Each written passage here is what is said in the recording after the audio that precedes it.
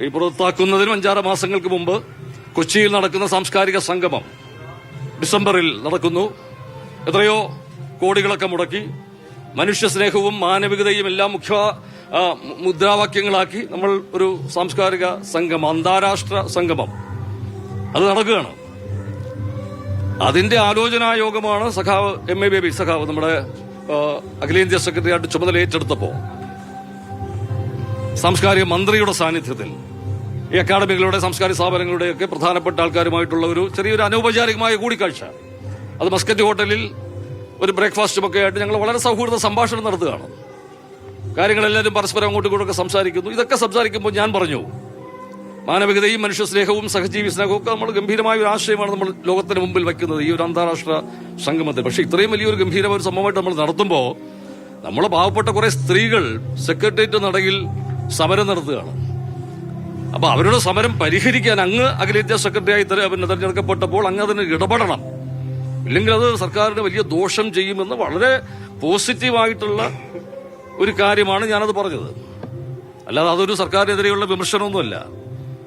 അവിടെ ആ സമയത്ത് അവരെല്ലാം അത് വളരെ പോസിറ്റീവായിട്ട് തന്നെയാണ് അത് കണ്ടത്, പ്രതികരിച്ചതുമൊക്കെ. ഞാനൊരിക്കലും ആ ഒരു സമരത്തിന്റെ അതിനോട് ഒരു ഐക്യദാർഢ്യം പ്രകടിപ്പിച്ചുകൊണ്ട് ഏതെങ്കിലും ഒരു പൊതുവേദിയിൽ പോയി പ്രസംഗിച്ചതല്ല. ഇത് വളരെ ഒരു എത്രയും വളരെ സൗഹൃദമായിട്ട് ഈ സംസാരിക്കുന്നത്. പക്ഷെ അവിടെ നിന്ന് ആരോ, എന്റെ സഹപ്രവർത്തകരിൽ തന്നെ ആരോ ആ വിവരം വിളിച്ച് മാധ്യമങ്ങൾക്ക് ചോർത്തി കൊടുക്കുന്നു. പിറ്റേ ദിവസം മനോരമയും മാതൃഭൂമിയും ഉൾപ്പെടെയുള്ള പത്രങ്ങളിൽ വാർത്ത വരുന്നു, പ്രേംകുമാർ ഇങ്ങനെ ആശാസമരത്തിനെ പരിഹരിക്കണമെന്ന് ആവശ്യപ്പെട്ടുകൊണ്ട് വളരെ ധാർമ്മിക രോഷം പ്രകടിപ്പിച്ചു എന്നൊക്കെ പറഞ്ഞിട്ട്. തീർച്ചയായിട്ടും എനിക്കൊരു ധാർമ്മിക രോഷമുണ്ട്. ഞാൻ മനുഷ്യപക്ഷത്ത് നിൽക്കുന്ന ഒരു കലാകാരനാണ്, കലാപ്രവർത്തകനാണ്. ഞാനൊരു രാഷ്ട്രീയക്കാരനൊന്നുമല്ല. ഒരു കലാരംഗത്ത് പ്രവർത്തിക്കുന്ന എനിക്ക് എന്റെ ഏറ്റവും വലിയ പ്രതിബദ്ധത മനുഷ്യരോടാണ്. അതുകൊണ്ടാണ് ഒരു പരസ്യ ചിത്രങ്ങളിൽ പോലും ഞാൻ അഭിനയിക്കാത്തത്. ടെലിവിഷൻ മേഖലയിൽ ഈ കണ്ടന്റിന്റെ കാര്യത്തിൽ വളരെ അപജയം നടക്കുന്നു, അത് എൻഡോസൾഫാനെ പോലെ അപകടമെന്ന് പരസ്യമായിട്ട് വിളിച്ചു പറഞ്ഞ ആളാണ് ഞാൻ. അത് ഈ സമൂഹത്തോടുള്ള പ്രതിബദ്ധത കൊണ്ടാണ്. അങ്ങനെ ഒരാൾ ഇങ്ങനെ ഒരു സമരം, ഒരു ഇടതുപക്ഷ സർക്കാർ ഭരിക്കുമ്പോ സെക്രട്ടേറിയറ്റിന് മുമ്പിൽ ഒരു സമരവും, ആശാസമരം എന്നല്ല ഒരു സമരവും നടക്കാൻ പാടില്ല എന്ന് വിശ്വസിക്കുന്ന ആളാണ് ഞാൻ. തീർച്ചയായും ജനാധിപത്യ സംവിധാനമാണ്, ചിലപ്പോൾ സമരങ്ങൾ ഉണ്ടാവാം. അങ്ങനെ ഉണ്ടായാൽ അത് ഉടനെ അടിയന്തര പ്രാധാന്യം നൽകി അതിൽ ഇടപെട്ട് പരിഹരിക്കാനുള്ള ആർജവം കാണിക്കണം. ഇല്ലാതെ അനിശ്ചിതകാലത്തേക്ക് ഇങ്ങനെ കുറെ പാവപ്പെട്ട സ്ത്രീകൾ അവരുടെ രാഷ്ട്രീയം എന്തായിക്കോട്ടെ, അവരെ മറ്റു പലരും ചിലപ്പോൾ രാഷ്ട്രീയമായിട്ട് ഉപയോഗിച്ചിട്ടുണ്ടാവും, അത് മറ്റൊരു കാര്യം. പക്ഷെ അതൊന്നും പൊതുസമൂഹത്തെ കൃത്യമായി ബോധ്യപ്പെടുത്താൻ കഴിഞ്ഞിട്ടുണ്ടോ? എന്നിരിക്കെ പൊതുസമൂഹത്തിൽ മൊത്തമായ ഒരു വികാരമുണ്ട്, അത് ദോഷമാണ് എന്ന് പോസിറ്റീവായി പറഞ്ഞ കാര്യം മാത്രമാണ് എനിക്കെതിരെ, എന്റെ പുറത്താക്കൽ നടപടിക്കെതിരെ ഇവർക്ക് പറയാനുള്ളത്, ഇവർക്കുള്ളത്. അല്ലാതെ സ്വാഭാവിക നടപടി എന്നുള്ളത് നിങ്ങൾ വിശ്വസിക്കരുത്, അതൊരു സ്വാഭാവിക നടപടിയല്ല.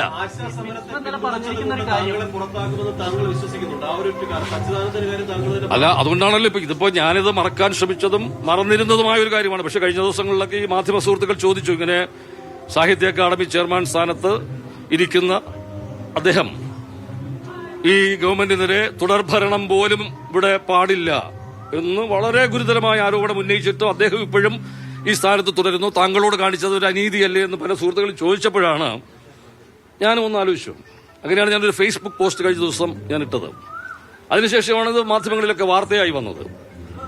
ആ ഫേസ്ബുക്ക് പോസ്റ്റിലും ഞാൻ ഒരിക്കലും ഒരു സച്ചിദാനന്ദൻ മാഷിനെ പോലെയുള്ള ഒരു മഹാകവിയോട്, ഒരു മഹാപ്രതിഭയോട്, ഞാനൊക്കെ കുട്ടിയായിരിക്കുമ്പോൾ കോളേജിൽ പഠിക്കുമ്പോഴൊക്കെ എന്റെ ഏറ്റവും വലിയൊരു ആരാധ്യ ഒരു വ്യക്തിത്വമാണ് കവി എന്ന നിലയിൽ. ആ മഹാവ്യക്തിത്വത്തോടൊന്നും പ്രേംകുമാർ എന്ന് പറഞ്ഞ ഒരു ചെറിയ മനുഷ്യൻ, ഒരു സാധാരണ ഒരു നടൻ, വെറും ചെറിയ സിനിമയിലൊന്നും അങ്ങനെ ഒരു വലിയ സംഭാവന നൽകിയ, ലോക സിനിമയിലൊന്നും എന്തെങ്കിലും സംഭാവന നൽകിയ മനുഷ്യനൊന്നുമല്ല ഞാൻ. പക്ഷെ എന്നെ ഏൽപ്പിച്ച കാര്യങ്ങൾ ഞാൻ അക്കാദമിയുടെ ചുമതലയിൽ വളരെ കൃത്യമായും ഭംഗിയായും ആത്മാർത്ഥമായും ആരും അധികം അങ്ങനെ തെറ്റ് പറയാതെ ചെയ്യാൻ എനിക്ക് പറ്റിയിട്ടുണ്ട്. അതിന്റെ ഒരു ആത്മവിശ്വാസം എനിക്കുണ്ട്. അപ്പൊ അങ്ങനെ ഞാൻ എന്നെ ഒരു സച്ചിദാനന്ദൻ മാഷുമായിട്ട് ഒരു താരതമ്യവും എനിക്കില്ല. ഞാൻ ഒരു നിസ്സാരനായ ഒരു വ്യക്തിയാണ്.